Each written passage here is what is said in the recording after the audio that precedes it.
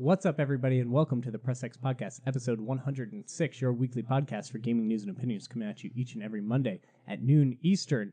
And I might be changing that. I might just start saying Monday, because this noon Eastern thing's putting me in a corner. I don't like being put in a corner. And I spent so much of last Sunday editing the episode and trying to get it out, and obviously it came out late. So, might be changing it to sometime Monday. You know, I'll change it up, but let me know if that causes a problem, but bothers you. If I would target noon Eastern, but it might be coming later. I don't know. I don't think anyone's going to come after you if you miss it. They might. I'm Kevin McManus. With me, Nick Hassell. Yeah, that's me. No Kellen. Could possibly have Kellen, but one of our mic stands broke, so no Kellen anyway. We got to get a new one of those. I don't know who broke it. Probably Todd. I think it was just a gradual effect. But it's dead over there, Jim, so we need to get another one of those. We'll get Kellen, but they won't. Well, that's true. Lucky we'll get us. Kellen after this. So a few just housekeeping notes that I want to say. I want to start off by thanking my girlfriend Wendy for updating the thumbnail. I like it a whole lot. We kind of worked together, going back and forth. Looks good. Picking what we wanted, and she sent me kind of the final idea. I did some touch-ups, and we put that out there, and I actually really, really enjoy it. And we're working on ones for other types of videos that we're doing. So look forward to those, as I like legitimately really, really like it. So thank you so much for doing that. Next, I want to just bring up a point that's been brought up to me, and I want to kind of throw it out there and see. Do you care how long these episodes are? Like, if we have a 2.5 hour Game of the Year episode. Don't look at me. Or an hour and 10 minute, regular episode. Usually an hour and 10 minutes, hour and 15 minutes is probably the average of where we fall. But does it bother you? Would you prefer every episode be an hour and we really try to fit it into that hour, or do you want us to just talk until we're done?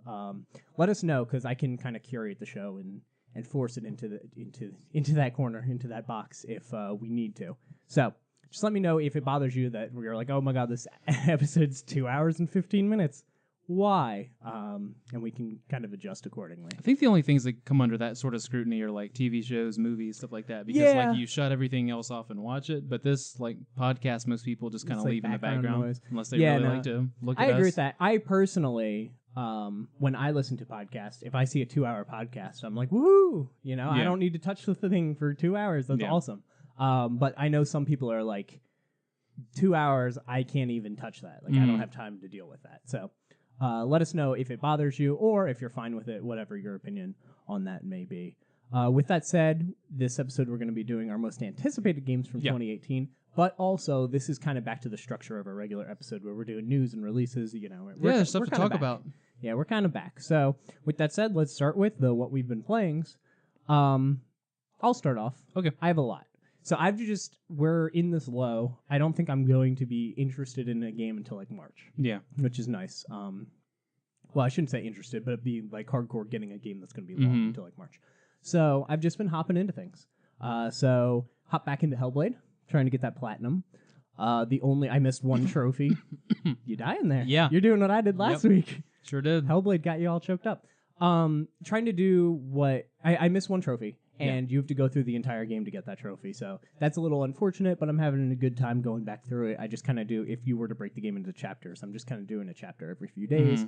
And basically, it's the collectibles trophy. You need to get all the collectibles. And I missed like 10 of them, unfortunately.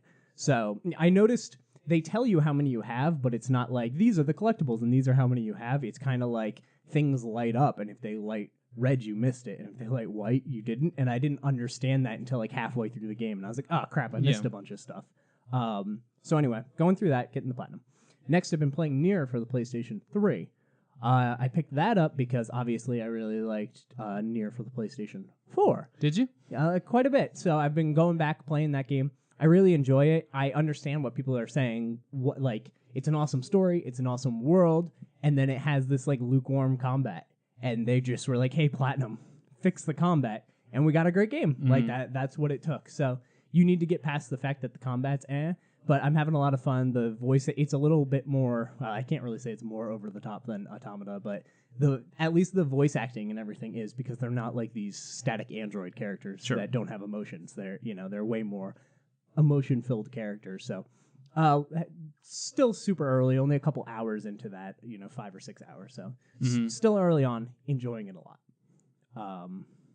Next up, little annoying news: Gravity Rush 2. Been playing through that. Got all the online stuff. Yeah. The online servers were supposed to go off on the 18th. So yeah, you were happy about the progress you made. Yeah, so I got everything for it, and I was like, woohoo! And the other thing, and I don't think you know this, I was writing a video about the servers going offline and how it's going to affect the game, and then Sony announced that it's staying online for 6 more months, and I was like, okay. So that's great for people that didn't get it, obviously, but it's just a little frustrating because I got all the stuff and was ready to work on this video, and then now I either need to change the video or wait 6 months and do it then. So we'll have to see what I decide to do for that. That's like those stores that hold like the closing soon signs on their like the billboard for like a month for like a year. months. Yeah. So I've been playing Gravity Rush 2. It's really fun to go back into that world. Once you kind of beat the game, unless you go back and do the missions, there's not a lot to do because you've kind of cleared everything. So it's not like enemies just spawn. Kind of like Assassin's Creed. Once you start taking areas, there's no enemies in that area. So once you've done everything, it's just empty. There's no fights to have. So whenever I got like a challenge to do a fight, you can challenge people online. Yeah. Whenever you got a challenge to do like a fight thing, I'm like, I don't remember how the combat works. Like I haven't fought anything in forever. So I did that. Next up is Nex Machina. Been playing through a bunch of that. We actually went through it. Yeah, we did. Co-op, which was cool. I think the game probably works better single player just because the screen tearing on the co-op can get annoying. It kind of zooms out and then zooms in sometimes. Things like that. Screen tear might make people think of something else. But yeah, like basically if you can imagine with those types of shooters, if I'm going over here, you're going here, then the screen either has to pull back or like it's biased towards one person. Yeah, and then like if somebody gets killed, it like zooms in really fast to the other person. It's just a little jarring. It's like the camera's kind of everything in those games, so all of that zoom in, zoom out, bounce around, which wouldn't happen with one person. Yeah. Sometimes like you can't tell that you respawn, so you're just kind of sitting there being stupid and you lose another life. Yeah, that happened a lot.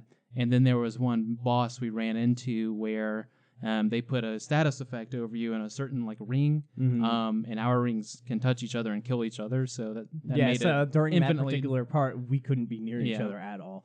So anyway, the game is great. Yeah. I have a lot of fun with it. I just wanted to try out the co-op, and it worked pretty well. I've run through it a couple times now. I want to get through it on the 3rd hardest difficulty, but you only get 5, I think, lives to get through. Continues or something? Yeah, continues to get through the whole game, which is very different than the 100 you get in the stage below that. So really good music too. I think everything should just have synth from here on out. It's really good. Next up, just been hopping into things like I'm saying. More Ys 8, enjoying my time with that. South Park: Stick of Truth. I'm about a third through that game. Pretty funny. Not loving it as much as I thought I might, as somebody who does enjoy South Park. Yeah. But I am definitely enjoying it. There's just a lot more, and this is gonna sound weird. There's a lot more thinking in the game than I thought there was going to be. Like when I think South Park, I think like laid back, having a good time, and like there's puzzles and there's things you need to do in this, and there's stuff that you can do to the environment to make there like less enemies when you do an encounter. So like if there's a lamp above somebody, you can actually shoot the lamp and like take out one of the party members before you engage in the turn-based combat. Cool. And there's one guy that's not there now. So like there's just a lot more thinking than I kind of thought would be going on for that game. Could someone who hasn't watched the shows enjoy it? I mean, other than the obvious. No, you would definitely enjoy it. Is it like reference, or? There's references for sure that you would 100% enjoy it more if you watch the show. Okay. Like 100%. But that being said, the core story is a brand new story, and the comedy in the core story is fine. It's a lot of the references are side quests. Okay. I was just gonna make sure there's enough, like I guess, poop and fart jokes to make someone like me. That's the dragon shouts in the game. Farts. Yeah. Next up, and my big one is Fortnite. I put so much time into Fortnite. I'm on the Fortnite train. I'm enjoying that game so much. I put money into a free-to-play game, which is not something that I do very often. I think there's 3 free-to-play games I've ever put money into, and now this has become one of them. And the way it works is a battle pass, and I think Dota 2 might also have this, because when I searched battle pass, that came up, but I had never really played Dota 2, so I can't speak to that. I don't know if it's similar or not. If it is... What does it do? Sorry. So the way it works is you have your level, like a Call of Duty or whatever, and that kind of doesn't matter. Whenever you hit level 1, you basically get a star. I'm going to call them a star. When you hit level 2... Is it basically those are just a timestamp just to say, oh, this level 50 has played a bunch, but like you don't get perks out of it? Well, you get these stars. I'll explain. Okay. So when you hit level 2, you get a star. When you hit level 3, you get a star. If you hit a 5 level, you get 5 stars. So 5, 15, 25, you get 5. Okay. When you hit a 0, so 10, 20, 30, you get 10. And every 10 stars you get, you go up what is a tier level. So, and there's tier 1 to 70. So every 10 stars you get, you go up 1 tier level. And basically you get a cosmetic item every tier level. Or every 5 tier levels if you're free to play. A set item or a roll? It's a set item. Okay. They show you what they are. Cool. So there's this whole 1 through 70 thing. In free to play, every 5, I think it is, you get an item. And if you paid for the battle pass, which was $10, you get an item every single level. Okay. And the items range from new taunts, new clothes, new like gliders to fly in on, experience boosts, things like that. So basically you go through it, you can choose to actually purchase the next level if you wanted to with in-game currency, which is cool. And if you hit, and I'm not 100% sure on this, but I think if you hit the max level, your next season is kind of like paid for type thing. Your next battle pass. So basically it's a way to encourage not free-to-play players, but it's a way to encourage the people that played to come back every day, because the way that you actually get these stars is dailies. Yeah. Every day you get dailies, and they're worth 5 stars each, which is a lot.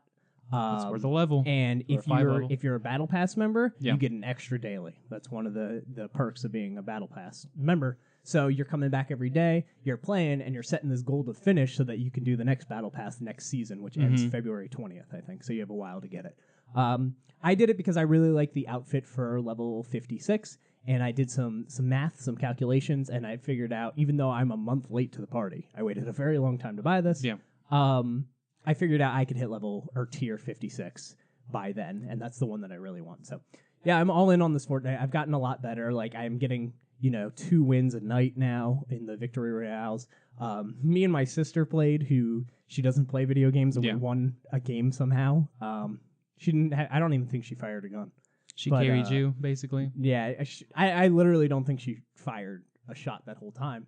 But she was like, "Hey, we both have sniper rifles. Let's snipe." And I'm like, "I don't do that, but okay. You're new to this game. We'll do what you want to do." And we ended up just kind of holding back. And somebody built a base.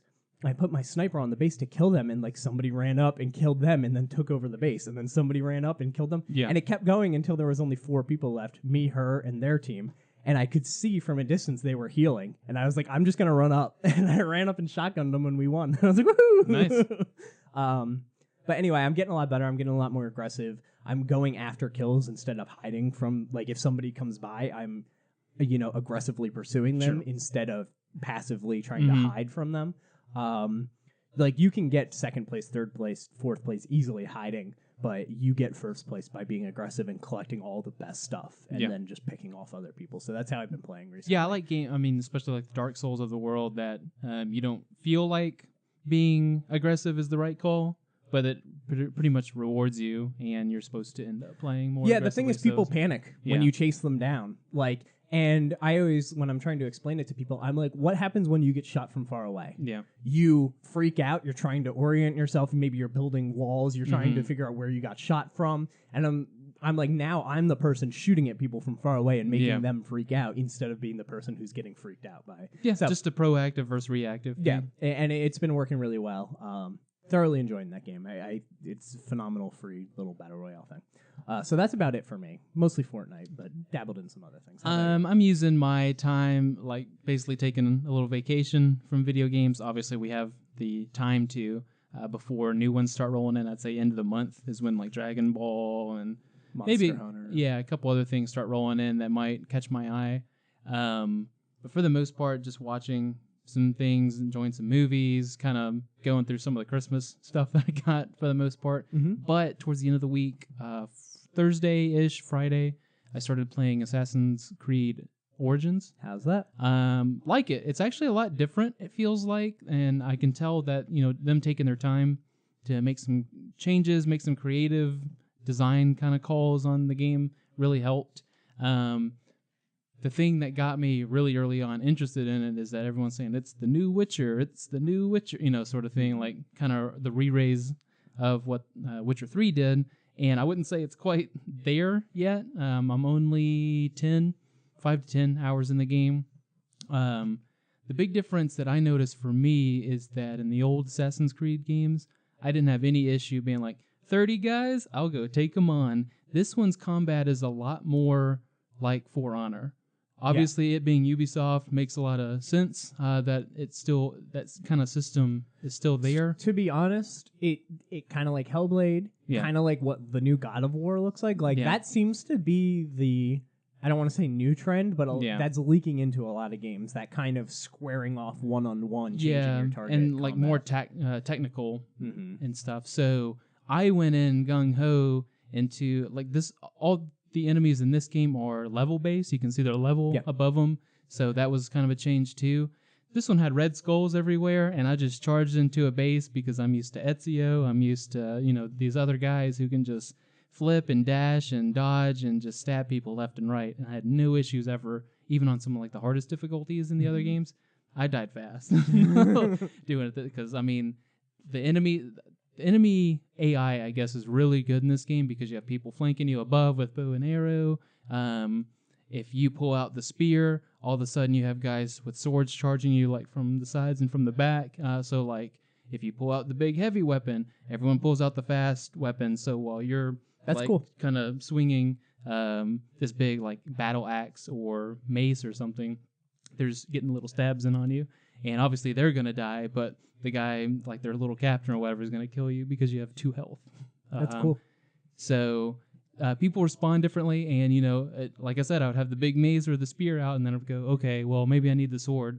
And then all of a sudden, everyone puts up their shields and just, like, closes in on me. They don't do the Kung Fu movie thing where one guy attacks at one time. They just all kind of swarm. Batman Arkham Asylum. They just all swarm. So it was pretty cool. I don't know if it was just, like, the luck of the draw that happened, or if they're specifically designed to see what you have and what you're doing, and then like counter that. Either way, it was annoying in a good way. I like that it was tough because I don't know. Like I said, in the old games, it would just be like 30 guys. Like, I'm bored. I'll just go kill them. You just hit triangle a lot and they die. And while people are swinging their swords and stuff, you can just walk up behind the guy and stab him in the neck, and they're just like, okay, we'll wait. So you don't really get that anymore. So that's cool. Like I said, it's a lot more like For Honor. So when I realized that, I just grabbed my shield and spear, even though it doesn't really feel like an ancient Egyptian way to fight. Just grab that, and now I'm like a Spartan warrior, it feels like. So it's pretty cool. I like, too, that the buttons and the movement are a lot more cleared up, because my only issue with the old games, other than how fast they churned them out, was that was one of those classic, like, the buttons do too much thing, like X or A just did a billion things. Yeah. So you could miss your mark and miss what you're trying to do and go flying off a building and die because, you meant to do something else. So this one, they slowed it down. I don't even think there's a sprint in this game. So they slowed it down and they basically, like, trimmed the fat, I guess, with the buttons. And I don't know, it works. I like it. I like the main character, too. And, kind of liking where the story's going, but I'm not like full on board. But it's nice to not be like narrative first, like a lot of our games that we just went over last week were. So having fun with it, and I will probably carry it through the end of the month before the 2018 games start showing up. Cool. All right, with that said, let's move on to the news and talk about some of those 2018s. So Nintendo dropped a Direct Mini on the 11th, which was interesting because everybody was like, hey, there's a Direct coming up. Hey, there's a Direct coming up. Everybody but Nintendo. Mm-hmm. Everybody was like, yep, there's this Direct. And I didn't even believe it. I was like, whatever. And then I woke up and somebody messaged me and they're like, hey, how'd you like the Direct? I'm like, what? They actually did it? Because they didn't announce it. And they always do it Japan time, too. So it's really early in the morning for us. Yeah. But usually they announce it a day in advance, 2 days in advance. And they didn't do it with this one. And I don't know if it was because people were like, already saying it, and Nintendo's like, yeah, whatever, we'll just post it. But anyway, we're gonna go over some of the announcements from there. So the first one was The World Ends With You, which is coming in 2018, and this made me very happy because I've been wanting to play this game. I've been looking for this game to play on DS. And now I don't have to because I'm going to get it for Switch, and I think it's probably going to be the best version of that game. And for some reason, it's up for $60 on pre-order. I'm waiting to see if that is if it's really supposed to be $40. They've adjusted some, like what was it? Payday, I think, went up for $60 as well, and then it dropped to $40. Like they haven't gotten out their retail stuff, so we'll have to see if that's correct. I don't know much about this game except for its involvement with Kingdom Hearts. They're in the Kingdom Hearts world. Sure. And I was like, what is this weird like J-pop music? This doesn't belong in Kingdom Hearts at all. And I was so confused. It was like bothering me. So I Googled it and I'm like, oh, this game looks sweet. I want to play this game. Yeah. So that was the first one. Next up, Pokken Tournament DX DLC, which was a super surprise to me. I thought they were done. First off, I feel like when you make it the deluxe version, you don't add DLC to it. Sure. Like that is, to me, kind of dirty. Yeah, well, deluxe also makes you feel like sort of like Game of the Year version, but it's like, well, we had ideas here and extra content here and other platforms, maybe, in this case, arcade. Let's just merge it all into one. Yeah. And here you go, sort of thing. It just feels kind of gross to me. Like, if Mario Kart 8 came out with DLC, I would be mad. Well, too, I think it's more of the genre as well. Fighting games don't really have DLC down pat yet, as far as maybe it just sold better than they thought it would. That too, as far as like good bad calls, but we'll get into that later. But they're coming January 31st and March 23rd. It's getting new characters. They are coming in 2 waves, like I said, those 2 dates. Wave 1 is giving. You're gonna have to help me here. Argislash. Aegislash. Aegislash? Basically from X and Y. He's a sword. Yeah, it's the sword and shield. Yeah. Mega Rayquaza and Mimikyu. Good enough. Second wave is going to be Blastoise. Blastoise. I know Blastoise and Celebi and Mew. Mm-hmm. So, cool, I guess. I don't have any interest in this. Like I said, I'm kind of disappointed that they're adding DLC to a deluxe edition, but whatever. I mean, I get me, Aegislash and Blastoise, so I'm not gonna complain. Blastoise is cool. Yeah. Blastoise probably should have been in it from the start. Most likely, I don't know. I just feel like, especially with the cannons on his shoulder, he can probably bring a different kind of gameplay than most people in the game. He just seems like he fits their roster. Bipedal, and big, that makes sense. Next up, Kirby Star Allies is coming March 16th. This is like the 4-player co-op Kirby game that nobody asked for that's coming out. Next up, Spring 2018, Hyrule Warriors Ultimate Edition. This better not get DLC. Super happy for this. I will be getting this. Sure. I think that Hyrule Warriors, I enjoyed it more than the Fire Emblem. Whether that's just because I like Zelda more than Fire Emblem, probably. But the fact that familiarity helps. Yeah. The fact that I didn't buy any of the DLC. And then this is going to have all the DLC, and obviously it's going to be portable, which I think Fire Emblem Warriors excelled in portable mode. That's where I wanted to play it. This is like a no-brainer pickup to me. I'm curious if they add any Breath of the Wild-like content to it. There is Zelda and Link have Breath of the Wild outfits. Cool. That's what they've kind of announced. So we'll see what that entails, or if it's just an outfit. But yeah, you get all the DLC characters, which I don't even remember what they are anymore, but there was a Majora's Mask pack, there's like Wind Waker and Minish Cap, like all the weird ones. They had all that stuff. So they almost had like every Zelda character that you can possibly think of as a playable character. So that's the point. I will happily support them on that. Next up, kind of a surprise, Mario Tennis Aces coming spring 2018. Hell yeah. And this is being done by one of their main teams. This isn't like that garbage Wii U one that came out.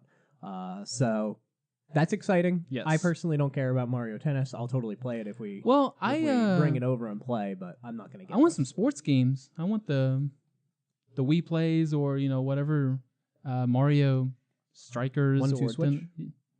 No. No. I want some like fun, competitive kind of sports games to play. So here we go. Monopoly. Next up, sports. Super Mario Odyssey gets an update for February 2018. It's going to be a balloon mode with Luigi, where basically you talk to Luigi, he gives you a balloon, you hide the balloon, and then you can choose to play like online and find the balloons that people have hid in the shortest time possible. Yeah. So that's really interesting, and the way I like to think about that, I actually don't think they should have done balloons. But the way I like to think about this is that game had some moons that were just like on top of a hill or whatever, and the game was, how do I get to that? Well, basically what they did is they let the community put moons wherever they want, and you have to find that moon. Yeah. And that is all this game mode is to me. That's how I like to try to think about it. Mhm. So it's like you would be like, man, it would be cool if there was a moon in this spot, and now you can do that, and somebody else can try and find that moon in that spot. Or if you can like consecutively hit this cool jump and maybe get this distance where most people can only get half. Right, yeah, there's going to be some people that are like, how did he even get there? Yeah. Like, doing some crazy stuff. So that's cool. I'll check it out, but it's not something I'm excited for. I would much rather have another Kingdom, but here we are. Next up, SNK Heroines Tag Team Frenzy Summer 2018. So I was confused when I saw this because I thought it was Tokyo Mirage. It looks exactly like Tokyo Mirage. In fact, two of the characters kind of look like two of the girls from that game. I was like, they made a fighting game that has them as characters? That's cool. This one, I'm going to wait for kind of reviews and stuff. I'm not opposed to it, but I'm not interested in it. SNK games are usually pretty good. And that's kind of how I feel about this direct. I'm not opposed to it, but I'm not like, ooh, besides The World Ends With You. That was a rough thing to start with, because that got me up here. And I was just like, just kept dropping down. Fair enough. Next up, Mario plus Rabbids DLC for spring 2018, featuring Donkey Kong. Hell yeah. Like the old DK. I guess so. Payday 2 is coming February 27th, 2018. And it has a new character, I believe, named Joy, if I remember correctly. Looked cool to me. I think Payday is a really cool idea of a game. Sure. So, next, February and January, Celeste and Phi are coming out. And these are interesting because they look like they're right down my alley. They're very artsy games and like a platform old school game. And I'm actually not interested in either of them, which is kind of strange. But like, it almost looks like they're trying to copy too many, especially with Phi or Faye. It looks like they're trying to copy too many other things and blend it all in a blender to me. And then the Celeste one looks better, but I've been tricked by that kind of game before. Kind of like 100 or 1001 Spikes, things like that. Games that seem like they're platformers and their gimmick is that they're just really hard. Yeah. And I'm not a big fan of that, so we'll see. I'd much rather have, like the Shovel Knight where it's balanced, and Shovel Knight has this awesome system where there's checkpoints and you can use the checkpoints or you can break them and get more money, but then if you die, you go back to the start of the level. Like that, I like difficulty at your own pace type Well, thing. I like actual difficulty and not like artificial. Not like beginner's traps and stupid stuff that you're just going to die to because of like lack of knowledge or something like that. Fair gameplay. Yeah. Next up, Donkey Kong Country Tropical Freeze is coming May 4th. So with this, I'm a little upset I didn't say it the week before, but I mean, we were doing Game of the Year, so it doesn't make sense. I was kind of interested in predicting what ports are coming from the Wii U, because all of them? and my choice was going to, well, I meant like next. Yeah. My choice was going to be Captain Toad and Tropical Freeze were next. Sure. I think that those are easy ones to bring over. I will say the Tropical Freeze, it is a port, and then they added a whole mode where you play as Funky Kong, and he basically like can't die, is his thing, because the game is really hard, and that just lets you maybe play with your kid or whatever. He's too funky to die. Yeah, he can just run on spikes. But I want to kind of pick your brain about what do you think would be next for a Wii U port. We're running out, which is good. I think at this point, Nintendo hates the Wii U, and they're just like, we'll take all their exclusives. Nobody played them. If you had a Wii U, great. You had, because I personally am of the mind, I actually think the Wii U, and it's not going to be soon, I thought the Wii U is still better than the Switch, not like hardware-wise, but software-wise. Sure. It has some really good games. Just nobody played them. But like, it's losing all of them, and I'm fine with that. Yeah. Because these new ports are cool, and they add new stuff. Well, yeah, and I don't like when systems just kind of trail off and like, just kill it right now, bring the games over, and if you're not going to do like a backwards compatibility system, like Xbox, just kill it and port all the good games. And porting from the Wii U is apparently really, really easy from what I've heard. Wouldn't surprise me. With that said, what port do you think we might see next? The next one we will see will come from an E3 announcement, whether they're at E3 or do their weird side tangent thing, and it'll be Smash. You think it'll be Smash? Yeah. See, I think Smash is going to be like last. I think the one I want the most is Tokyo Mirage. And that's the only one that I think we might not Well, get. I think there's like a 10% chance. Yeah. Only because of how well or how like highly it was received from the small subset of people that played actually played it. Yeah. And I think that if they maybe add a feature or two, and make it, a little more Switch friendly, then I think they can kind of get over that hump. Because I don't know. I mean, if they did like a summer release or something like that for it. The thing is, everything is selling so well on the Switch. I think you should do the obscure ones sooner than later. Yeah. Personally. So if we're going to get Tokyo Mirage, I would hope it gets announced in the next 4 months and comes out soon. But I think we're going to get Captain Toad Treasure Tracker. I think that is a very obvious one. That's fair. And Mario Maker, I think, will be the E3 one. Is that we're going to get Mario Maker, where in portability mode you make levels, and then in docked mode you can play levels. Or a kingdom. Yeah, make a kingdom. Yeah, maybe they'll kind of add that.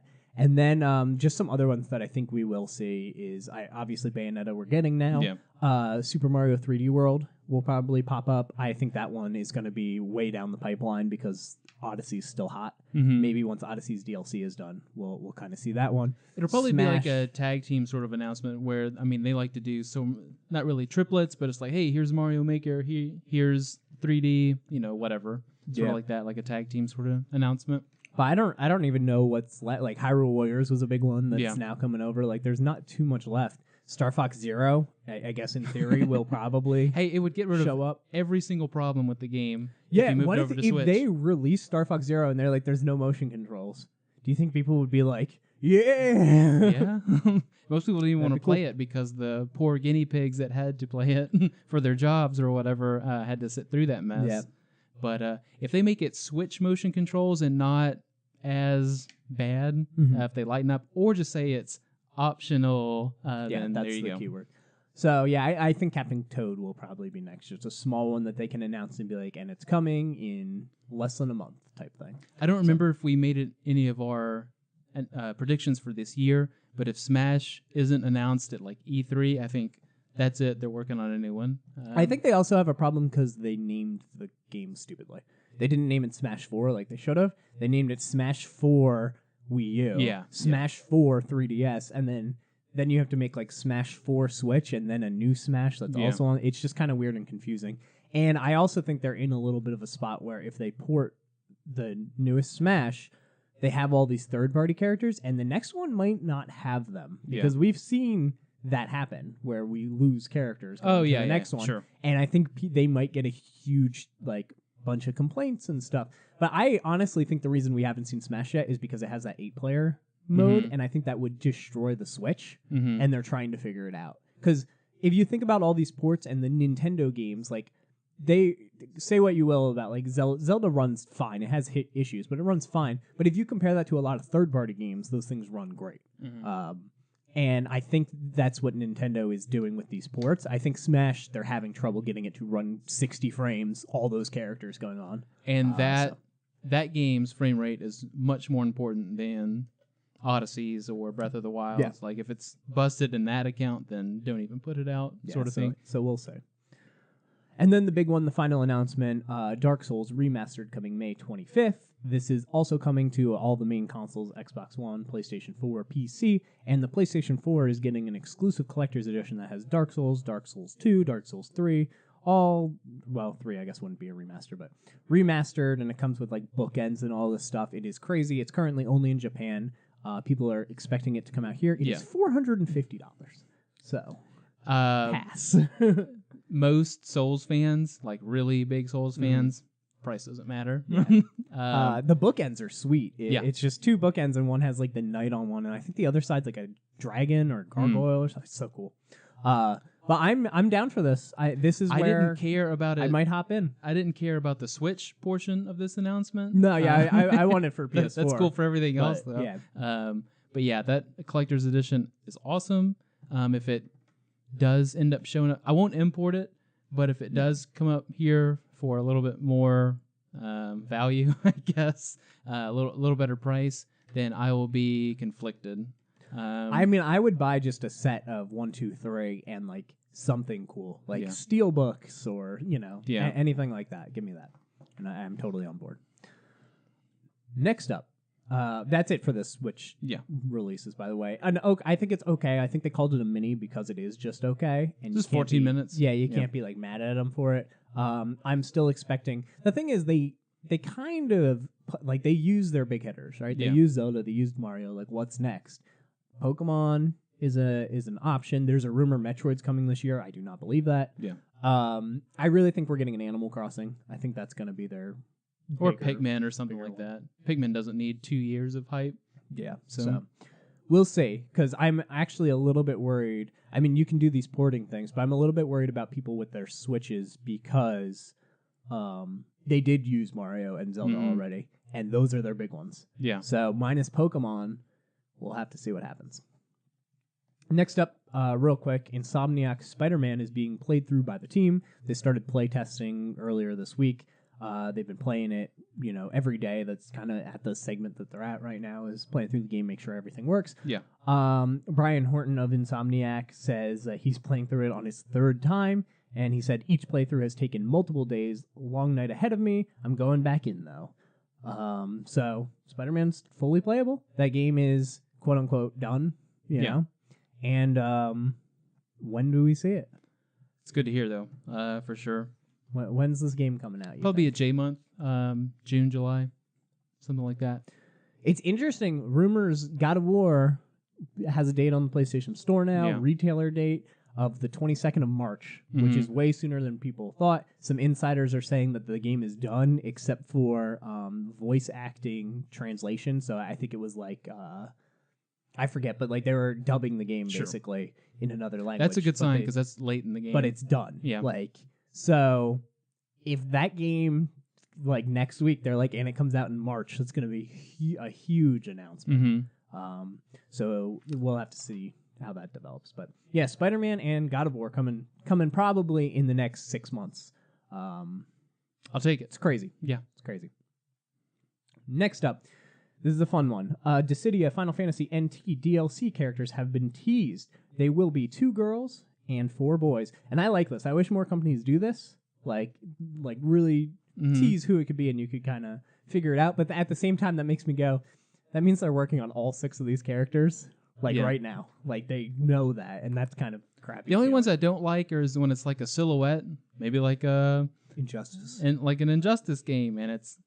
a manly shape with a big straw hat, and you're like, who could it be? I like where it's Street Fighters. Captain Farmer. Even though the Street Fighter characters were all brand new and sucked and no one liked them, when they should be putting out like the Sagats of the world and the classic characters. Yeah. But it's nice when they do something like this where it can keep your interest, and it's not like, I know who this is, sort of thing. So there's a lot of characters in this franchise to tease, so that is true. So I'm just going to read the quote. So here we go. The first character will be male and will come from the second half of the numbered Final Fantasy games. Or the first character will be male and come from the second half of the numbered Final Fantasy games. The second will also be male but be lifted from the first half. The third will be a female from the second half. With the fourth character, we're going back to male, still from the later half of the series. The fifth character will be a girl the fifth character will be a girl and is the only one that appeared previously in a Dissidia title. She will also be from the second half of the series. And lastly, the sixth character will be male from the second half of the series. So, and then they go on to say that they are considering doing more after that, so don't be discouraged if your character isn't there. They seem to say that all the time, and they never do. But just in general with DLC characters, they tend to be like, well, this is a wait. I mean, they'll obviously wait a couple months, and if it didn't sell or if it's not doing anything, then why put the effort into? So I have some just thoughts / predictions. Characters from previous games that are female. Yeah. I was looking. I think Tifa makes the most sense. She fits in with the super popularity contest. People love Tifa, and she was in a previous game, and she's in the first half, I guess. There's 15 of them, so she's 7, so she's in the first half of that, barely. So I think that she is probably the girl DLC that is coming that was previously in a game. That's one you would want to start off with too. So Yeah. Another character that was previously in one was Yuna, which I would really, really like. She was in 10, though. So she was in a later half one. So, sorry. Yeah, it says the 5th character, she will be from the second half of the series. So it actually probably could be Yuna. Okay. So that's interesting. So some that were not in previous games that I think would be interesting is Snow, who I don't think we'll get because Final Fantasy 13 has kind of a thing that people don't like, but I think Snow complements Lightning a lot, and also he kind of fights, he punches things, which is interesting. Oh, so it'd be a different brawler type. More characters that I would like. Sarah from also 13. Yeah. She's one of my favorite Final Fantasy characters of all time. She is Lightning's sister, so she looks a lot like Lightning. She doesn't really act like her, but she definitely looks like her, but she uses a bow and arrow. Cool. So that gives you some variety as like a marksman type character. And then I think Riku is such a popular character. She could very easily show up. Lulu, Fang, Vanille. So these are just characters that I think are possible. And I also really think another boy band character from Final Fantasy 15 give me all of them. is possible. Give me all of them. I don't know who it would be. Prompto seems like Prompto because of the gun. What they would like to do. So it's not too much of the same, and people really like Prompto. So yeah, I haven't. My guess. I mean, I know Japan's big on popularity polls, especially with when it comes to manga, anime, or even games like Final Fantasy. So I haven't seen where I guess the 4 fall in like ranking or whatever. But I would imagine it would be Prompto, Ignis, and then Gladiolus. Yeah, that's what I would think too. But anyway, I feel like there's a Gladiolus type at least 3 or 4 times over with their current roster. Yeah, so definitely. Guy with a big sword, huh? So yeah, well, I'm excited to see who these characters are, but I've played the beta. I wasn't hot on it. I don't think I'm gonna get the game. Just too much going on, too much HUD. The targeting is relative, which I think is really weird, meaning you target based on left or right. So that's different depending on where your camera is. If people are crossing each other, it's very confusing who it's going to target. And like the targeting controls changed game mode to game mode, which is really strange. So like in one game mode, you hold L2 to target a crystal. And in another one, you have to hold L2 and R2 to target the crystal. And it's the same crystal. I'm like, that's very confusing. Like, don't do that. Leave it to Final Fantasy to make something very technical. I did all the tutorials. Convoluted. I did all the tutorials and was still confused while I was losing some matches. I'm like, what is happening? Yeah. And I had to Google it and like get it translated for me. Like, this is why you lose in the game. I'm like, oh, okay. Cool. Thanks. Jeez. Next up, real quick, Cyberpunk 2077, which is a game you're very excited for, Hell yeah. has tweeted for the first time since December 5th, 2013. They tweeted beep. Yeah, they tweeted, I think the most previous one before that was just like thanking people for the recognition for the trailer or something like that. Yeah, they put beep. Yeah, and developing on the story as of today, they got verified on Twitter. So I'm actually curious if part of being verified meant you had to tweet, you had to have tweeted in the past, whatever. So they tweeted, got verified, and now they're ready to start their campaign. I mean, obviously it's to build hype and stuff like that too. I don't know the background workings of what it takes to get the little blue check mark and all that. But yeah, I'm surprised they remembered the password to the account. They had to have written it down somewhere. But yeah, it's awesome how a one word blew up. Yeah. Well, there wasn't a lot of news, to be fair, but yeah. I still think even aside from like end of March, it's like God of War releases or God of War sucks or something like that, like something that would just make huge headlines. I think even this would still make waves, I think. So that's fair. Next up, real quick, the Duke controller for the Xbox One. So this has been not a rumor. They talked about this openly, but we finally got some information. We finally got a release date for the thing. Release week window. Yeah. End of March. So along with God of War, you get the God of controllers. I can't believe you like this thing so much. I might be the only one who likes it, but it looks sweet. Maybe, I don't know, we could put a link to it, but it looks exactly like the old one, except it's got the newer button interface. Things are moved around a little bit more properly, so if your hand isn't this big, then you can operate it. Hand being but it's sweet. It's so cool. I I obviously have fond memories of that controller. Yeah. Not super positive, but I know that controller well. Yeah. I guess is the way to put it. And this is what Microsoft I think needs to be doing is play off the nostalgia. Like Yeah. that is where they are. I feel like getting crushed by Nintendo always. Nintendo's always been doing that, and the PS4 is the first year Sony's been doing that with their Crash Bandicoots, their throwbacks, the 20th anniversary consoles, all the stuff that they've been doing. And I think Microsoft's time is now to be like, hey, we had an awesome console too, and we have all these 360 games that are kind of forgotten as well. Let's bring them to the forefront. There's rumors there's a Perfect Dark coming out. There's rumors that there's a new Fable coming out. Yeah. Like, hey, now's the time to do it. Let's bring a franchise back from the original Xbox era, so I can get a point on my predictions. We shall see. But yeah, it was very nice. Obviously, this wasn't like a Kotaku or IGN headliner. It was just a small Twitter account that I follow, where I guess the main guy working on it just kind of announced it. But I am all on board. I think it's $70. I'm guessing that's mostly to pay for the vibration in the thing because it's like a motor. We need 27 motors through the controller. It's nice. Like a lot of like the pro controllers nowadays kind of feel like S controllers from the 360. Yes, very much. From the original and from 360. So like it's nice to get something different, even though you have to hold it like that. But it's nice. I like variety. And we don't really have like the Mad Cats anymore making like the third party controllers. Yeah, a lot of those companies kind of die. And didn't Mad Cats die with Guitar Hero 5? Something Isn't like that what happened? Yeah. Yeah. They like spent all their money making those guitars and then nobody bought them. Yeah, I think that was the hill they died on. So. Yeah. All right, so let's move into some questions really quick before going into our main topic, which is going to be our most anticipated games. Obviously, we had a Game of the Year video last week, so a lot of people kind of chiming in with their Game of the Years. Zach Yonder has number 10, Mario plus Rabbids, number 9, Horizon, number 8, Cuphead, number 7, Legend of Zelda Breath of the Wild, number 6, Super Mario Odyssey. I like it all these people putting Odyssey above Zelda. Yeah. They're good people. Wholeheartedly agree. Number 5 is Yakuza 0. Number 4, Danganronpa V3. Number 3, Nier Automata. Number 2, Xenoblade Chronicles 2. And number 1, Persona 5. Good list. It's a person after my own heart for the most part. It's a good list. Yeah. I've had my complaints about Cuphead, and I just admit that I'm out of touch with Horizon.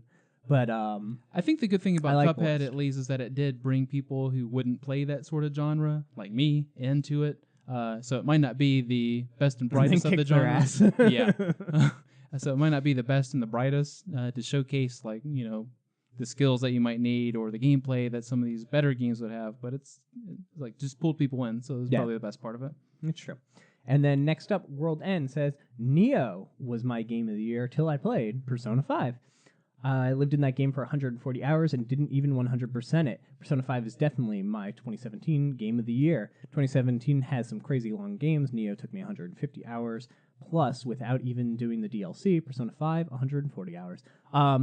I know from just him talking about games a lot, he's a big fan of like the long game. Yeah. The game the Arkham Knight, where you can spend forever in that world doing everything. The Witchers, where and likes that's to get not invested. that's not my cup of tea. I don't really associate length with good quality because a lot of time there's a lot of lows that I'm like, this is going on too long. Well, Persona 5, yeah, no, it's just perfect. Well, with you as well, you like to jump around and get a bunch of games in under your belt instead of just like really just dedicate a quarter of your year to this masterful experience. Man. I've been playing Fortnite a lot.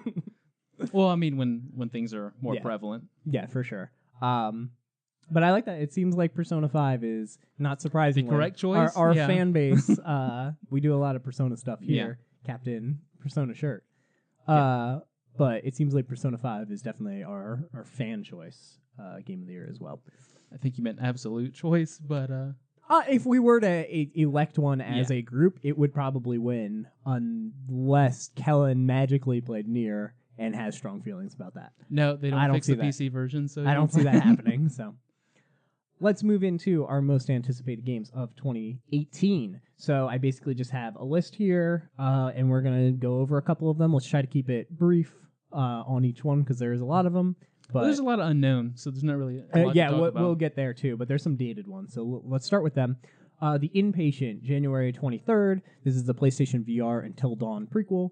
I'm excited for this game, though I might not get it at launch Yeah. because of two things. One, it is, this $40 PSVR launch game. And if time has told me anything, that game will be $10 in a month or two. Like, that seems to be the trend of PSVR games. Maybe they're figuring out how many to manufacture now. Like, maybe they're getting it. But this is one I'm... Unless people are raving about it, I'm just going to sit it out and wait. Even if so, there's no pressure on this. I mean, there's no online you got to worry about, like being way far behind, or there's nothing immediately I don't think people are going to post impatient story spoilers on you can avoid web those. pages. I don't think your YouTube is going to say, spoiler, end of game. Like, oh man, I hate on YouTube where they post like Let's Plays or whatever it is, and it's like the end of the game, and they start with that one recommended, and it's like, did she actually just die? Part 60. I'm like, why would you post that? And you see the person's face.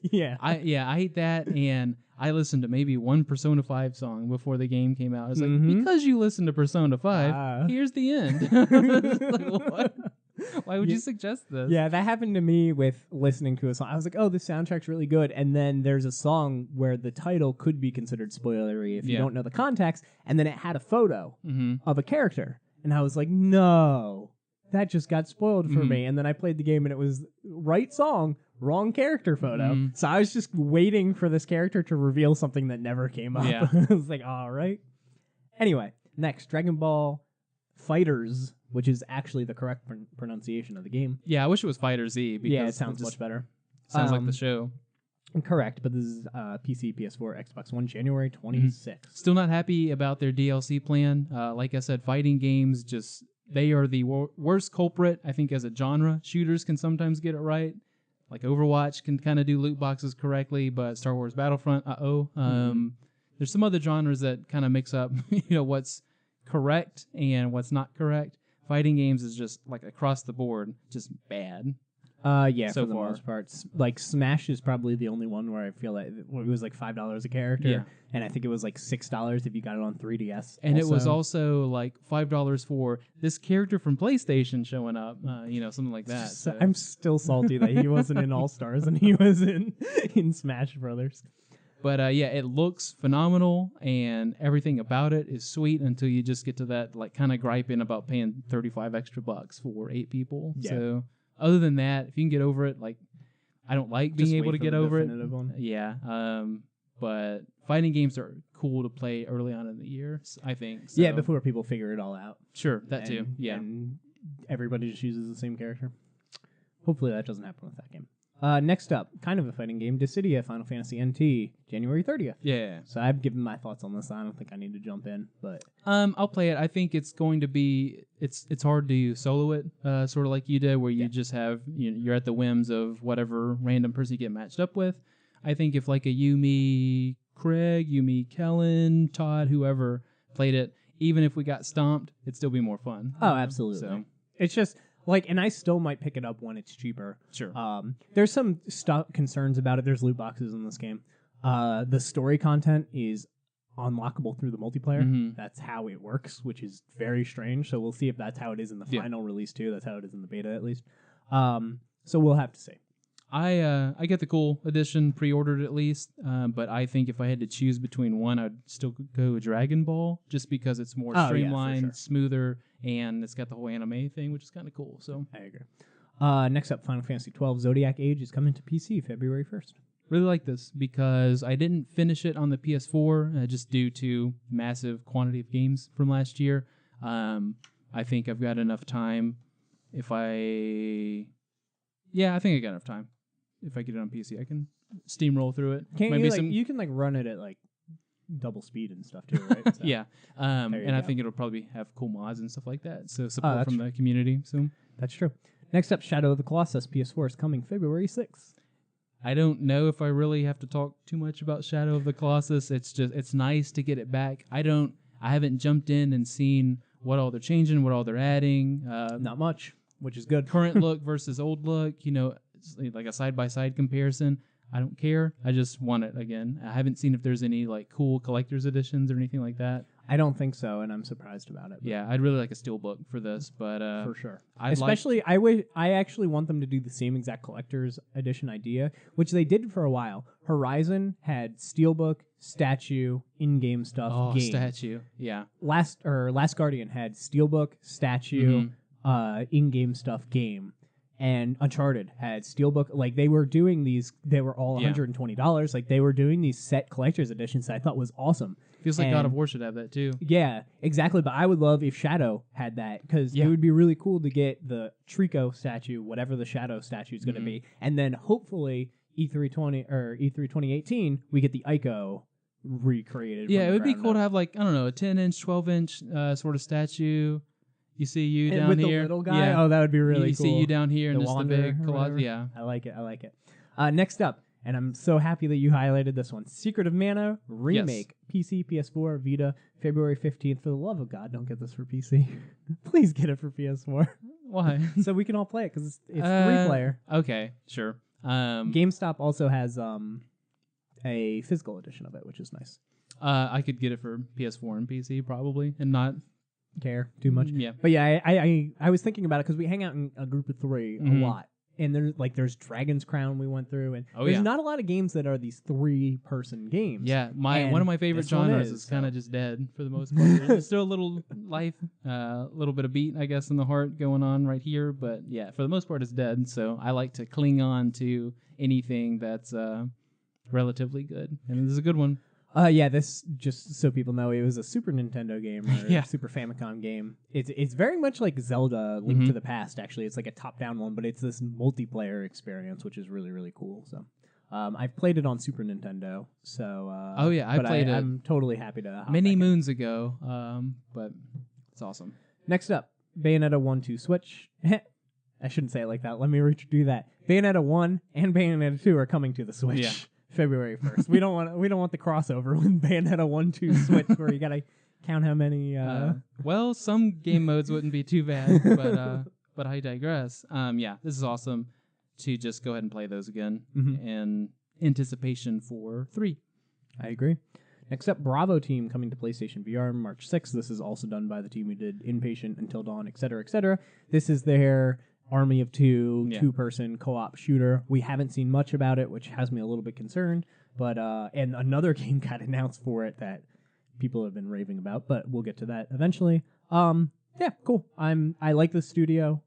I want to see what this Hidden game is all Agenda about. made me kind of take a dip. Not that these are even remotely the same types of games, but just as far as functionality, is it going to work? Is it going to freeze and blow up? That scares me, and like you said, there's not a bunch on it, but that's what I was kind of alluding to at the start of the list, was there's a lot of unknown, even though we know dates and stuff for these games. Like, it's just kind of question marks all over the place, but yeah, we'll try it. Next up, Devil May Cry HD Collection, PC, PS4, Xbox One, March 13th. I am totally down for remaking everything for PlayStation 4 or PC or whatever. Remake everything and give it to me. I'm so happy to play these games that I missed on a new up-resed console. I'm down. I'm fine aside from Devil May Cry 3. Yeah, but it's part but of if I can get the rest of them, that's cool. Yeah. Yakuza 6, The Song of Life, March 20th. Oddly excited about this game because Yakuza was something I played throughout pretty much this time last year. Just goofy games, just a lot of fun. Obviously, this is more sort of like Grand Theft Auto, but not really. But that style of game where you can just really dick around and just do really dumb stuff. Yeah. And this obviously has a much more Japanese flavor than kind of the America Western style of Grand Theft Auto. But yeah, just goofy stuff and stuff you'll see pop up on the internet all the time, whether it's like a random clip or an article. And it's just like, play this or watch this silly thing that they did. And if you didn't know any better, you would think that game was modded watching it. But yeah, it's just one of those games that'll pop up all over the place. I don't think it'll ever make a Game of the Year list on most people's list, just because it's not super AAA, super polished, and it's not like this multi-million-dollar venture sort of thing. It's just really good quality games. Next up, Sea of Thieves, March 20th.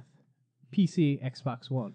And if you Sony was like, we see you, Sea of Thieves. Yeah. We raise you God of War. So we'll see how that goes. I think this is just me that marked this. It might have been the only person who marked on the list at all for this. Oh, no, that's not true at all. I'm excited. I will say, I don't know if you didn't see the second half of the games. You missed some ones I know that you're interested in. Oh, did I? Yeah, but we'll get there. Huh. Maybe I was asleep or something. But Sea of Thieves, I am willing to try it. I think I've already got a few people on PC, at least, to try it with. I don't really know that many people have an Xbox One, but I'm sure we'll give it a shot here. I am excited for it, but I can very realistically see this flopping, and that scares me. But it scares me for Rare.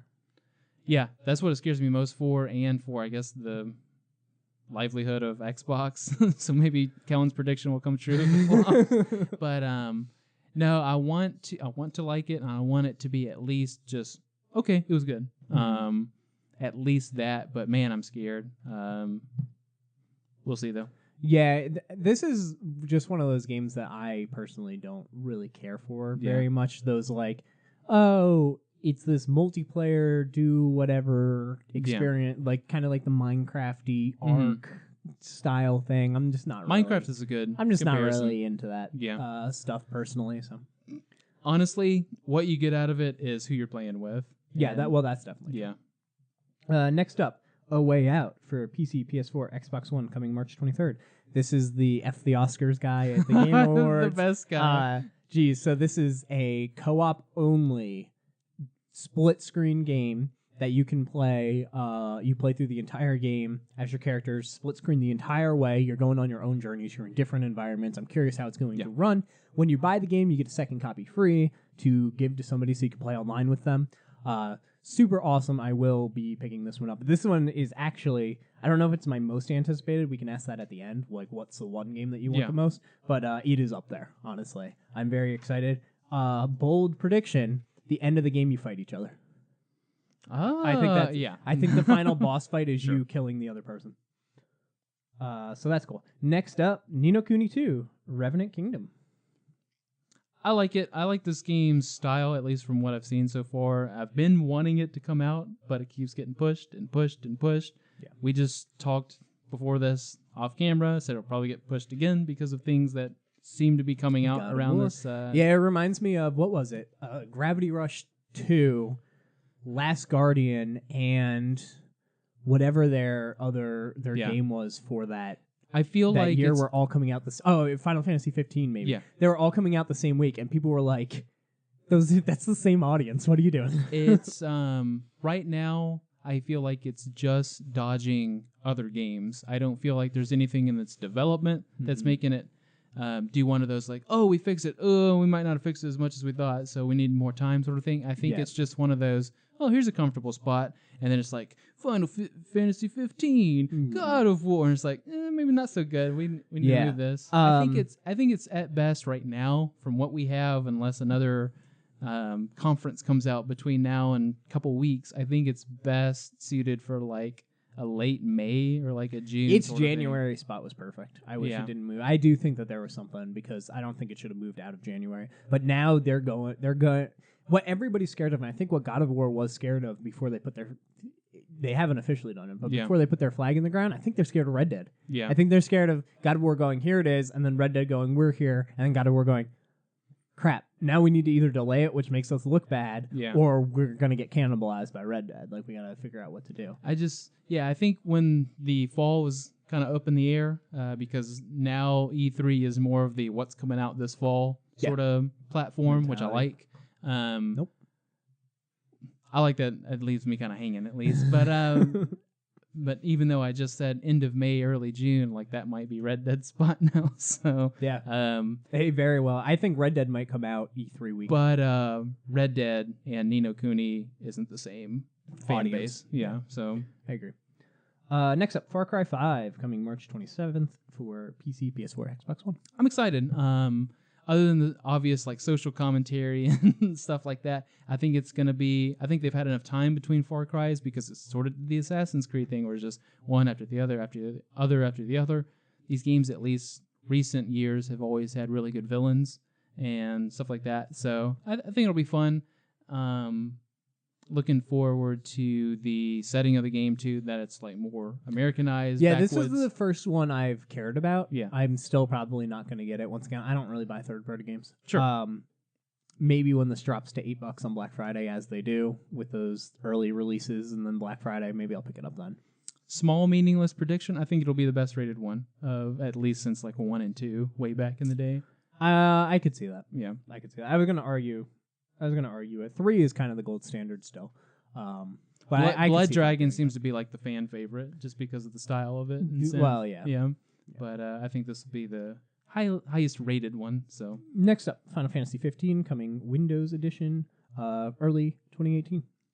This game is going to look phenomenal on the PC. I think it'll control a little bit better away from a controller, just because it's got some weird systems in there, and I think PC will actually make it work a little bit more. And I know there's one person not currently at the table who might give it a try just because it's PC versus PS4. So obviously, I did want to tell Kellen there's a tactics character in Dissidia, which is kind of cool because he has played tactics. So. And also, just like I said about 12 coming to PC, there's like mods and stuff you can do like that might make the game even more fun. So we'll see. Hope it comes with all the. It needs it. It does come with all the like extra content and stuff like the chapters and things like that. Are you asking? Yeah. Okay, cool. Oh no, I don't know. Okay. Probably it needs to. Probably not, but maybe it needs to. It'd be nice. Next up, God of War, as we are learning, might be coming March 22nd, March 23rd area. We'll see. Next up, Dark Souls Remastered. Obviously. Oh yeah. We talked about that one already. Crackdown 3 PC Xbox One is coming in the spring. Gonna say the same thing I said about Sea of Thieves. I'm excited about this. This one isn't banking on who you're playing with as much. You can still obviously have fun in co-op, which I would imagine is back. There's no reason to take out co-op in this game. God, I hope it's good. I'm more scared about this than Sea of Thieves. I think Sea of Thieves has a lot of wiggle room to be like average and good or bad sort of thing. But this one, Crackdown was a big deal back in the day, at least, and that was even before. Hey, it also comes with a Halo beta or demo. But I don't know. I feel like this is a big one for Microsoft, and this is going to be a very big tell as to how the year or future looks for them. Do you think this comes with Halo 6 beta? Oh yeah. But it's tricky because there's no date on Crackdown yet. It's spring.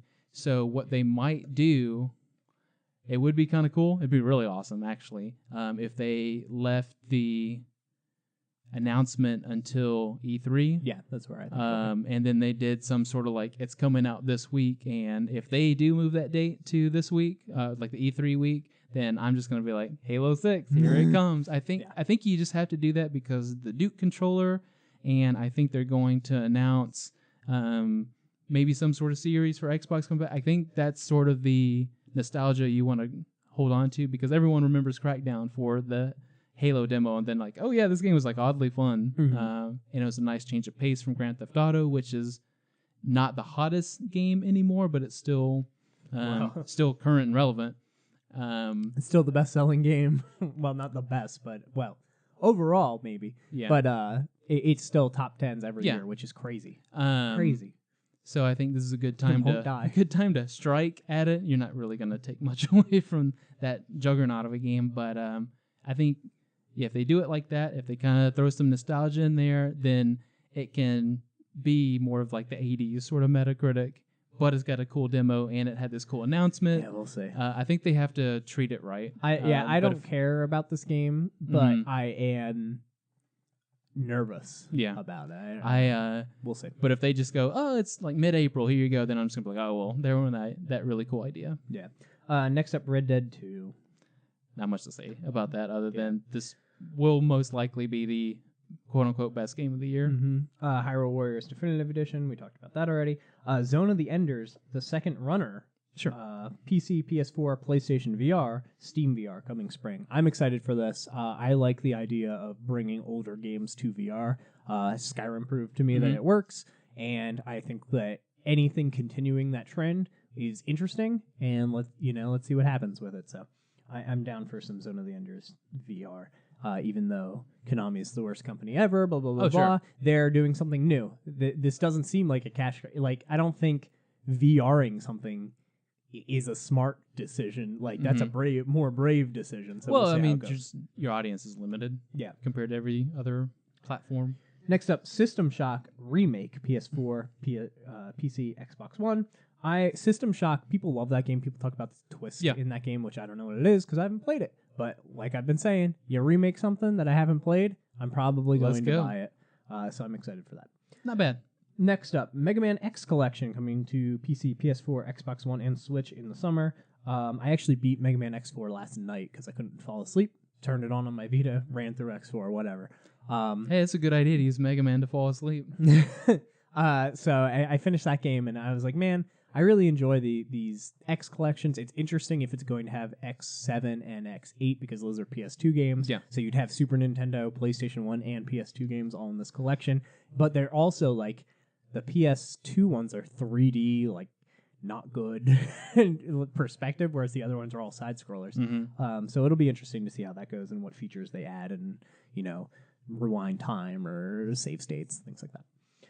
Next up, The Wolf Among Us Season 2, PC, PS4, Xbox One. This is coming the second half of the year. We will see Telltale laid off a bunch of people. We'll see if that affects this game. I honestly don't think it will. I think this is kind of a big deal for them to announce it. So I think it'll be okay. I know what I will be playing the week before this release, and that is The Wolf Among Us.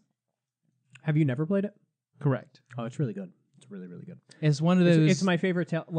It is probably the only Telltale game they could have announced that I'm like, I'll buy that day one, is The Wolf Among Us 2, because even when they do things I like Batman and stuff, I'm just not in love with it anymore. I'm over that engine, but the story in Wolf Among Us, I mean, Walking Dead was good too, but the story in Wolf Among Us was so much better, I think, than all their other I like ones. that it's not a licensed thing, so they don't have to play off.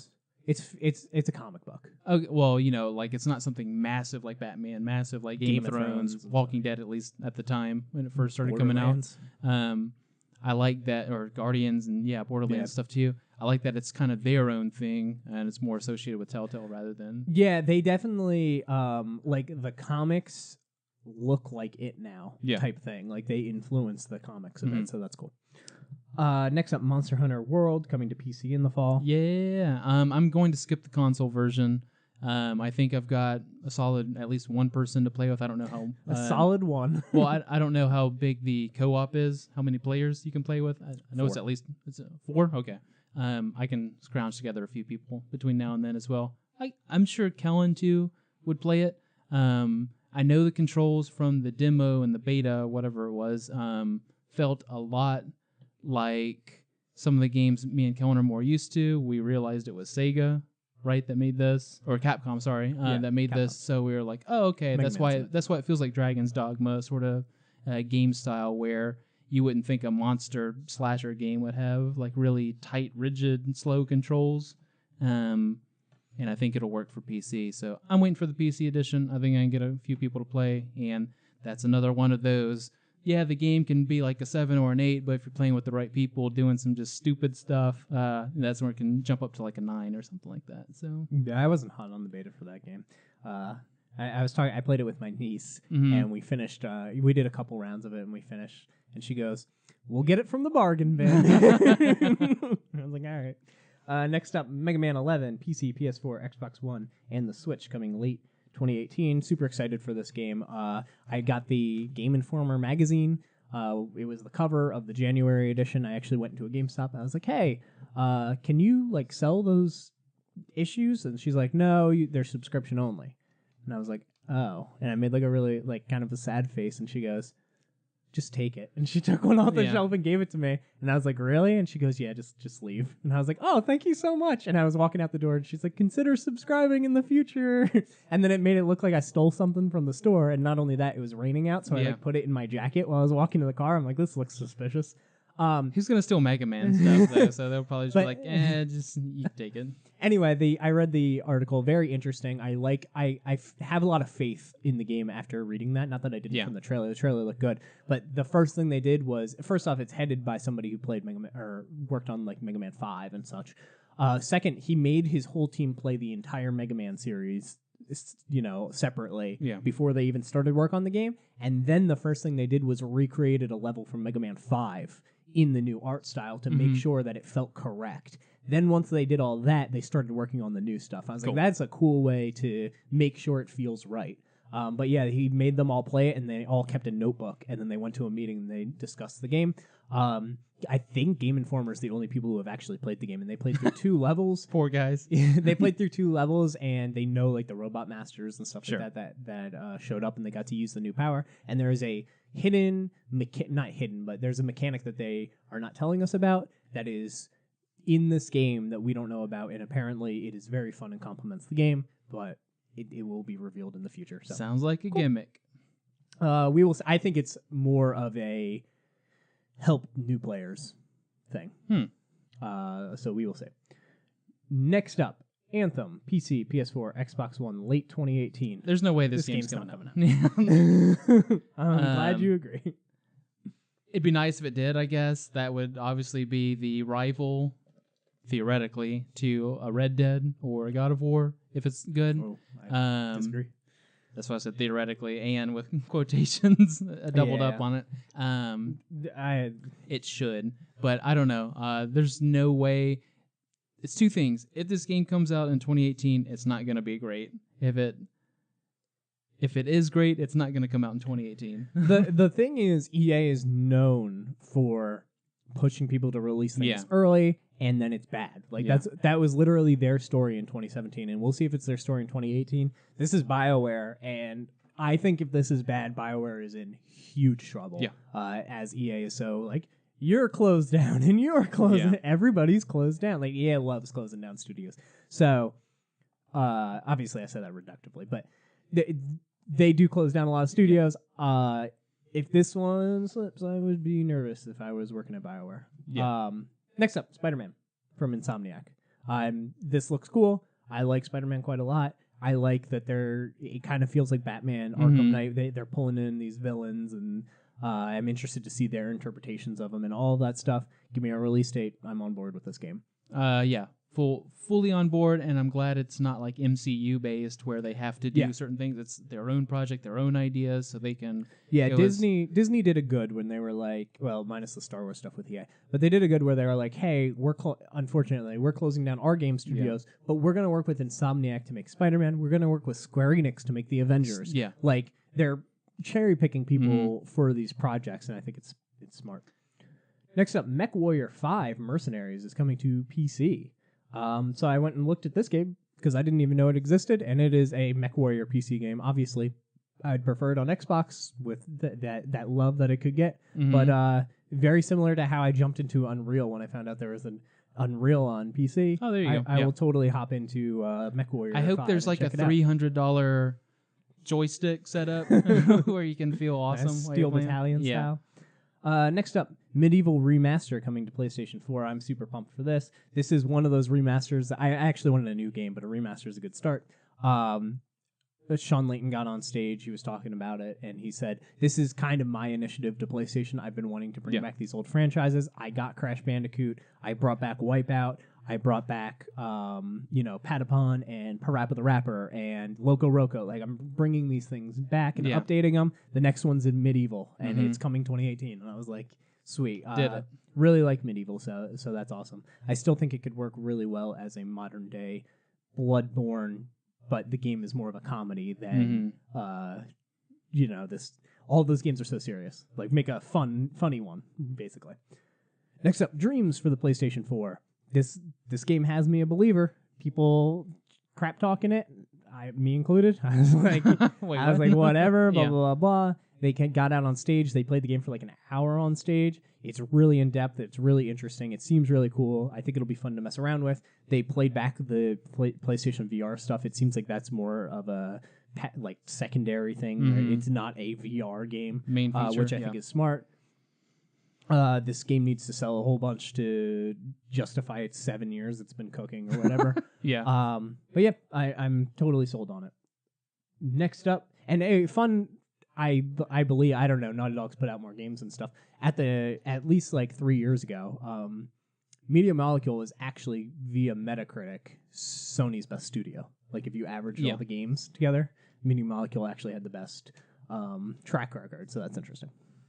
Next up, The World Ends With You. We've talked about that already, getting a remake.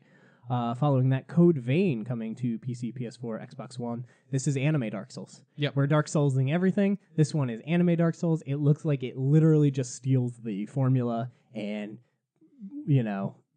animes it up. Anime usually makes things better, so. We'll see. So I'm interested. I'm going to keep my eye on this. I'm probably going to let it come out, see how it does, and then maybe hop in. Yeah, I'm kind of in the same boat, but the second they reveal that FromSoft was actually Bloodborne 2, and that it's coming out this year, then I'm going to be like, Code That Vein. ain't happening. Next up, Detroit Become Human PS4. I know Kellen is super stoked about this one. Seems really interesting. Every new trailer gets me more and more excited for this game. I'm at the point where I'm like, I've seen it. Give me the game. I'm sold. I don't know. Nothing's like, I'm going to get it most likely, and I'm going to play it. Or we might just have a big thing here. I don't know. That's possible.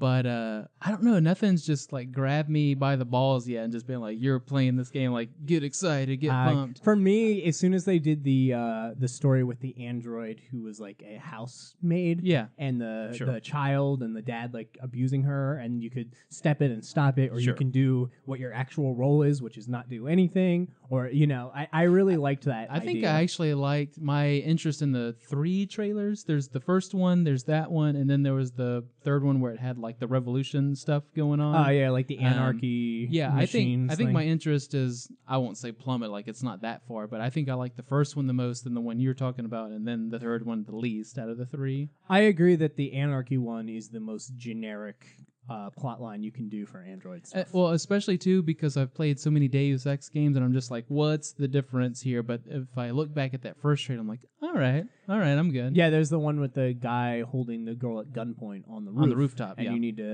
to try to get him to not kill her.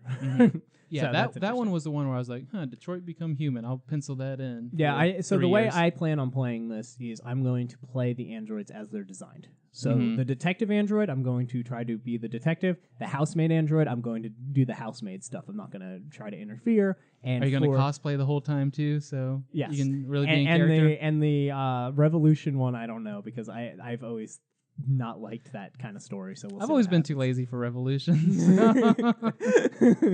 Android, go back on the couch and just sit down and eat some Cheetos. What are you doing? Next up, Star Child for PlayStation VR. This is kind of like a side-scroller, very pretty PlayStation VR game, and then you get into these golems, and then you control the golems and solve puzzles and things with them. There's a demo on PlayStation VR Demo Disc 2, and it's super short, way too short, criminally short, but good. So I'm very interested in that. Next, Blood and Truth, which is like the John Wick action shooter in PlayStation VR. This was awesome. It's done by the studio who did the London Heist. Cool. They basically are making a full game with all those mechanics. It seems like it's fully free roaming. Lots of like leaning mechanics, using your head to duck and look over things and shoot. Looks awesome, and this is what I was talking about Bravo Team. Bravo Team looked really cool until I saw this game. I was like, because this has it really does just feel like John Wick. That is the closest thing. Yeah, this one might be more of a John Wick. I always assumed that Bravo Team was more of like a SOCOM sort of style game. Me too, but I would just, if I had to pick one, I'd choose Blood and Truth over the SOCOM style one. So, but there's more problems, but we'll get there too. Guacamelee 2. Coming at least for PlayStation 4. Sounds like one I missed. Yes. Yeah. Excited about this. Sure. Obviously, they've done good work with Severed, and Guacamelee was fantastic. So a sequel to this, much appreciated. You could check our video log and see what we think about Guacamelee 1. Yeah, that's very good. Next up, Gearbox's Project 1v1. So this was that weird shooter hybrid card game that's a 1 versus 1 game that we don't really know too much about. That's being done by Gearbox. Yeah. I am very curious to know what this game is, especially because they did Battleborn, and I really liked Battleborn. So I'm curious to see Gearbox usually puts up pretty good stuff. What this is. Yeah. So next up, Project Octopath Traveler, which was that Switch game that was this really cool, beautiful, like 16-bit art style that had like 3D lighting. Makes you think of Final Fantasy. Yeah. It's really cool. It's fully voice acted, which is very strange for a 16-bit game, and it is very M-rated, which is awesome too. So I'm 100% on board. This game looks awesome. I was in when I saw the art style. Yeah. Next up, and this is the bigger problem for Bravo Team, Firewall 0 Hour for PlayStation VR. This is the Rainbow Six Siege style game where you can destroy the whole house. Oh. That means dailies have reset for Fortnite. You really do like this game. Yeah, man. I spent $10 in it. I gotta get my money's worth now. So anyway, Firewall 0 Hour is the like Rainbow Six Siege where you can destroy the walls and destroy the level, and you're working with a team to take out the other team. And the buzz from PlayStation Experience was huge. It was by far like the VR game that people were talking about. So I'm ready for those. Yeah, VR games like people were very, very high on this game. So we'll see. Next up, Blaze Blue Cross Tag Battle coming out. This is the one that has some Persona characters. This is the one that has Ruby characters and things. And we did just learn that there's some sort of possible weird DLC strategy going on. And with this game. this is us filming a little bit before it's going to go live, so there might be a little more feedback, a little more reaction. But it seems like as of this morning that they announced that there was going to be a planned roster of 40 characters. 20 of them were going to be on the disc. 20 are planned as DLC. The ones that are on the disc are the Persona character. The only thing that's really new are the RWBY, whatever you want to pronounce that acronym as. But those are the only like new characters to the franchise. Everyone else is like kind of same sprites, kind of same fight style from all these other games. Maybe just balanced to work together, yeah. So as of right now, it seems like Pitchfork time. People are, grabbing. Yeah, see, I don't know if this is like Tekken Revolution, which was a PlayStation 3 game. I don't know what else it was on, but it played like an arcade game, and you could buy characters for that game. Or they had like a rotating cast of characters, things like that. So I don't know if it's more, if you make the game $20 and then you have this strategy, does that get more people into the door of the fighting game? Like maybe they're trying something new here. So I'm going to wait and see. But what if it's like, it's a $30 game or whatever, and then the character packs are the Persona pack, the whatever, and it's like, for $10, you get all the other Persona characters, and you get all the other Ruby characters. I think that's right now. Cool. Yeah, that's why we don't make it a main news story sort of thing. We're kind of in the knee jerk part of this sort of announcement or revelation. But regardless, it looks cool. Timing is kind of important on when it comes out. If I would get it or not. Obviously, it's not going to be around for Evo if it hasn't been announced quite yet, and I don't remember them even saying a window when it was coming out. So it might be a fall game. Either way, I think it's something we can pick up.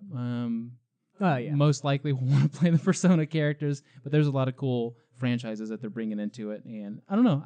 I have not had a negative thing to say about the game until this little article leaked out. So we'll see. We'll see what happens next week. We'll fill you in.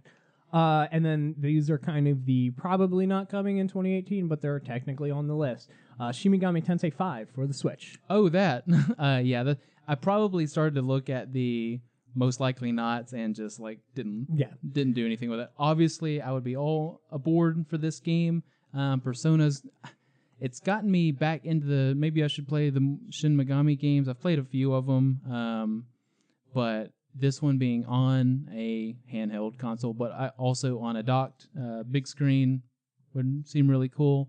I'm excited. This would fill the gap between Persona 5 and 6 and, Persona 5 fighting. Well, they're not 5. even working on 6 right now, but that's something we'll talk about later. So this would help kind of fill the gap because Persona 5 was a bit more towards the Shin Megami style than regular Persona, I would say. So interesting. I like all of these franchises coming back to a mainstay console sort of thing. So next up, Last of Us Part 2. Obviously not coming out in 2018. Some people put it on 2019. I don't even know about that.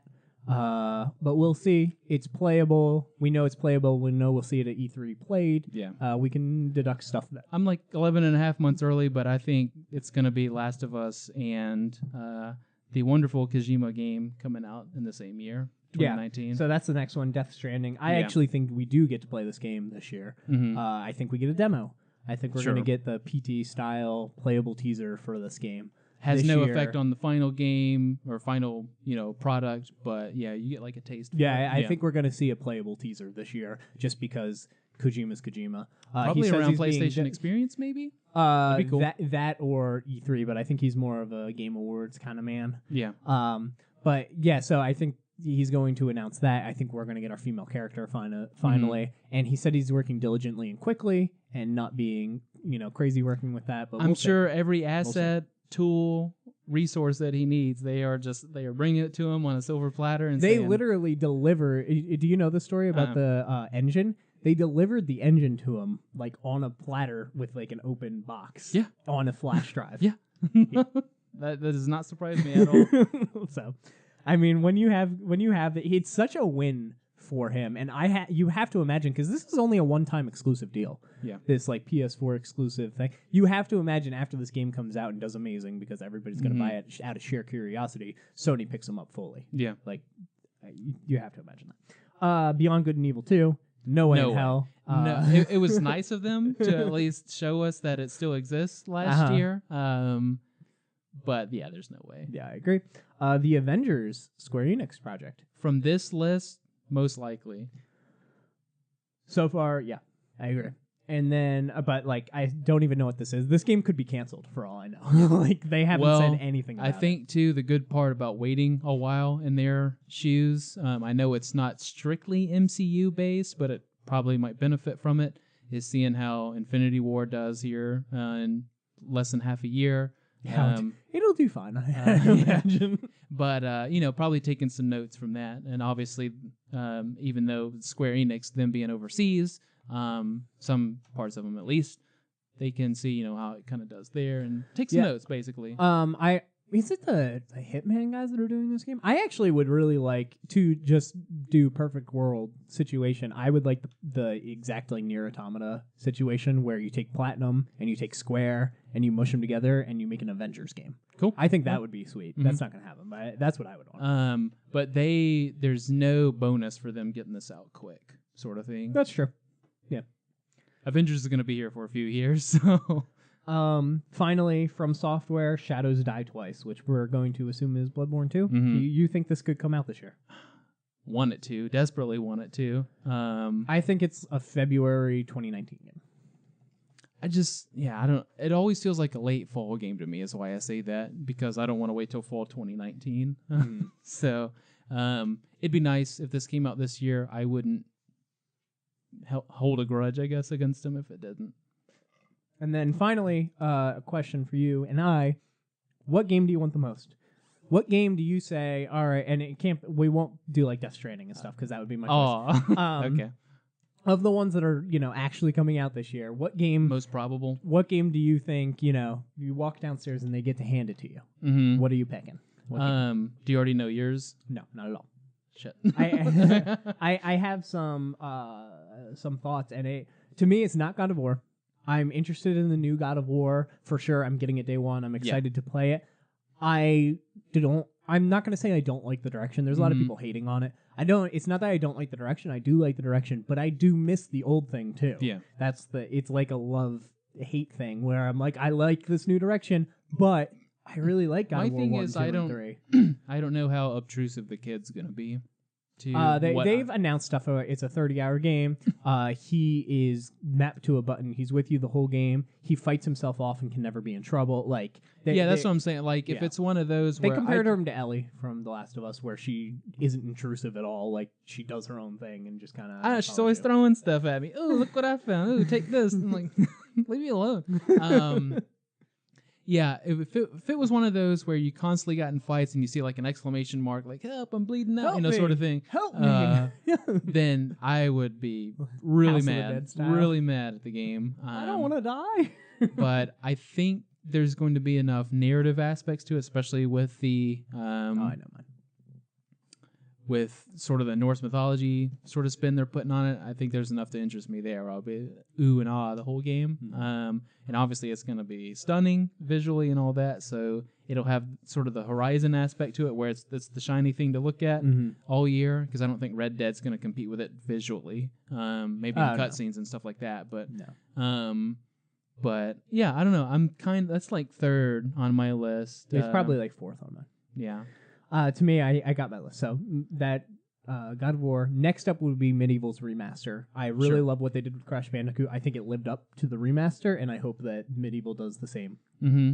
And though Medieval's, I have played Medieval in the past couple of years, and it's definitely way rougher around the edges than Crash Bandicoot. So I'm interested to see how that goes. Next up would actually be Project Octopath Traveler for the Switch. I really, really did enjoy that demo. I enjoyed the combat. I liked almost everything about it, and I'm ready for the full game. But my number one is Mega Man 11. That's the game that if I were to walk out and I want a game, I'd want Mega Man 11. Yeah. I was looking at the list and I was like, oh, wait a minute. What am I thinking about? So I'd say Spider-Man is my number 3. If they nail the gameplay like I think they do, it's just so fun. It's one of those where I haven't had too many of these lately, where you can just plop it in for like 20, 30 minutes and just web around the city, just screw around, do awesome stuff. You're going to get a lot of the villains coming in, which Spider-Man, pretty much sort of like Batman with DC, Spider-Man has some of the best well-rounded villains, and I think they have the best bunch of villains, them. Yeah. Just so many of them. And it's like that's why I was using the Batman comparison, because you can name like 10, and it would be like, oh, Mysterio shows up. That's kind of cool. So shocker. Shocking. I think I would put God of War a little bit above it, just because it's got the Norse thing going on for me. I want to put Shadow of the Colossus in there though, but it's kind of like a remake, so I don't know how excited. Like I've been excited for it. Medieval. Yeah. So I've played it, and I know the game's not gonna like revolutionize the old one, but it's still gonna be like here we go again, like a second ride. But Red Dead 2. Interesting. The West is a really big setting for me. I really like it, whether it's movies, whether it's games, stuff like that. It's just an area that's not really explored too much, and I've got zero reason to have any doubt about the game. So, all right, let's move into the game releases this week. Obviously, January usually pretty light, though. Yeah. Even though it's been light the past couple of years, there's always been kind of haymakers in the releases. Last year gave you number 2.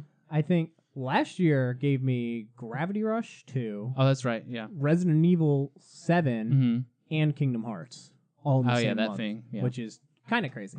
But anyway, this week we have Street Fighter V Arcade Edition for the PS4 and PC. Very January good. 16th. Very good. I'm back on the Street Fighter train, not playing it, but being excited about tournaments, weekly stuff going on, and the characters once again, because they have the old school people, like I said when we were talking about the silhouettes and stuff, where they brought in, who is that, kind of characters. Sometimes that works, but you need to have the mainstay people there first for that stuff to work. Darkest Dungeon is coming to the Switch January 18th. Very happy about this. Difficult game. That's one of those difficult but fair games. You expect it going in, and you can have fun with it. Yeah, I am 90% sure that Limited Run announced that they're doing this game, and I'm still waiting. Like, I want it for Vita. I'm waiting. But oh, yeah, I remember even making that list and saying Darkest Dungeon needs to be on there. I think they announced it. Yeah. But we'll see. I'm still waiting for Salt and Sanctuary, too.